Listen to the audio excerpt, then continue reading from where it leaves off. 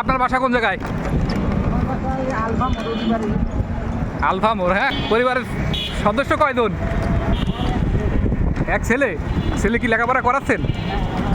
যাক আলহামদুলিল্লাহ। আর এই রিক্সার উপরেই সংসার চলে? রিক্সার উপরেই না? খুবই ভালো। রোজা রোজা আছেন তো? রোজা আছেন? সব করা থাকতেছেন? নামাজ কালাম পড়তেছেন?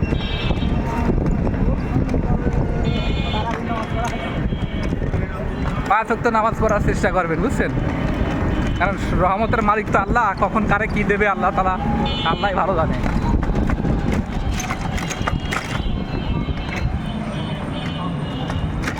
কয়টায় আসেন, কয়টায় যান?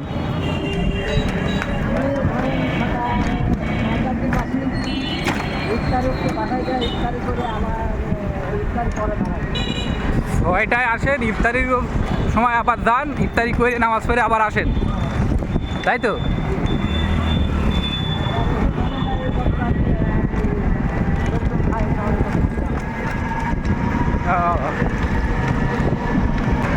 ভাই রিক্সা নিজের না মালিকের? নিজেরই? তাহলে তো ভালো। যারা আরেকজনটা নেয় তার তো দিন 250 টাকা দেওয়া লাগে শুনলাম। মানে মালিক থেকে যারা ভাড়া নেয় তাদের নাকি দিন 250 টাকা দেওয়া লাগে।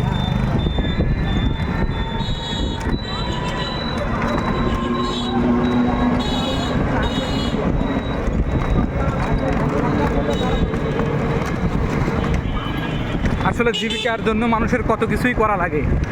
কেউ রিক্সা চালাচ্ছে, কেউ মাঠে কাজ করতেছে। আল্লাহ তাআলা সবারই একরকম পুরস্কার দেবে।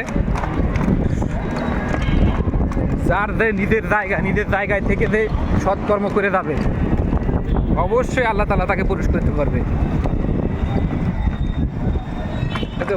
ভয় পাওয়ার কিছু নাই, টেনশনের কিছু নাই। এই দিকের মালিক আল্লাহ। ওই তো ওই ভাই মনের সুখে গান গাচ্ছে, দেখছেন? যাত্রী নাই তাও মনের সুখে গান গাচ্ছে।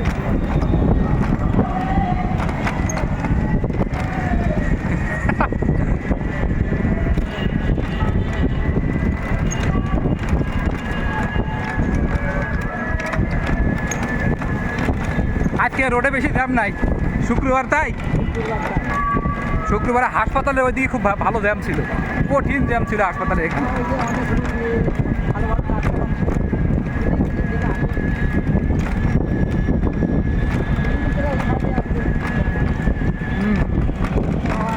এখানে জ্যাম হবে না বিকেলের পরে কেনাকাটার সময়, বুঝতে পারছেন? 100% জ্যাম হবে না।